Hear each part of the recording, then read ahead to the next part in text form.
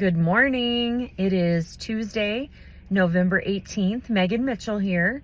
It's a bit dreary and rainy and a lot of lightning, but it is starting to brighten up, and I want to continue my communication conversation.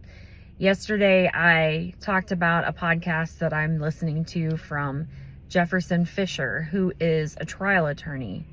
He is just an incredible communicator. I highly recommend that you check him out. It's a lot to unpack, but he talks about his history or his background in law, and how he grew up with a whole generation after generation of attorneys. He spent his childhood going to depositions and courtroom, final closing arguments, and just absorbing all of the knowledge and watching people communicate and how it affected the outcome of whatever the trial or whatever the litigation was about. And he has a lot of really great points. Yesterday I started with the statement of allowing your breath to be your first words, and how important that is. We want to respond very quickly. We want to often show our confidence by speaking quickly when we're asked a question, but we are often not communicating confidence. We are communicating anxiety, and that we are trying to over answer. So one of the things you can do is to take a breath, and not an audible breath, but breathe in through your nose and breathe out through your nose for 5 seconds before you answer. We talked about that pause, and the pause seems to be a really big tip. Always pausing and allowing space in a conversation. But today I want to move on to another topic, and this is about the less is more. We are often, without meaning to, we say more than we need to.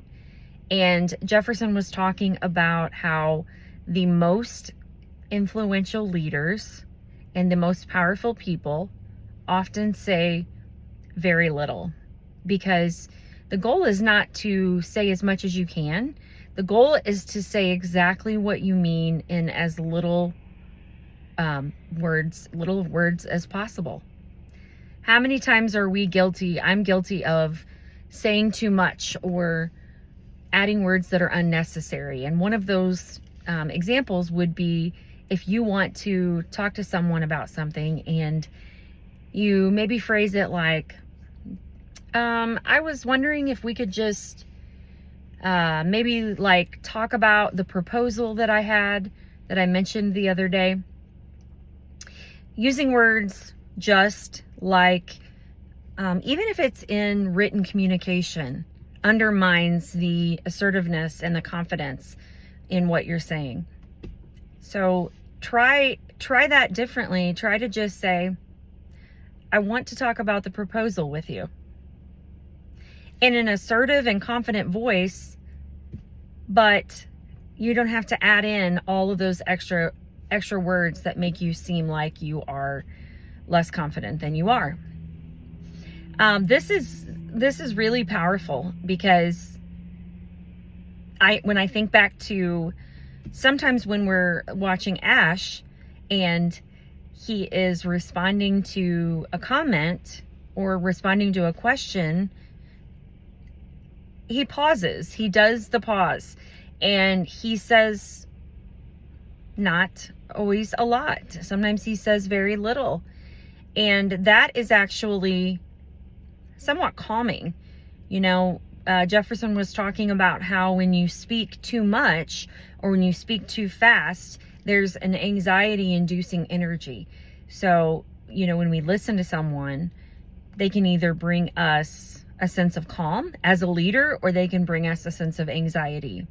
And we don't always mean, we think sometimes that we're being excited and that is coming across, but actually we might be undermining ourselves. So I hope this is a great tip for you. if you are a people pleaser or someone who tends to use too many words, add in things like just, like, I hope that you will try to say more by saying less and sound more confident. Speak in your assertive voice. Have a blessed Tuesday.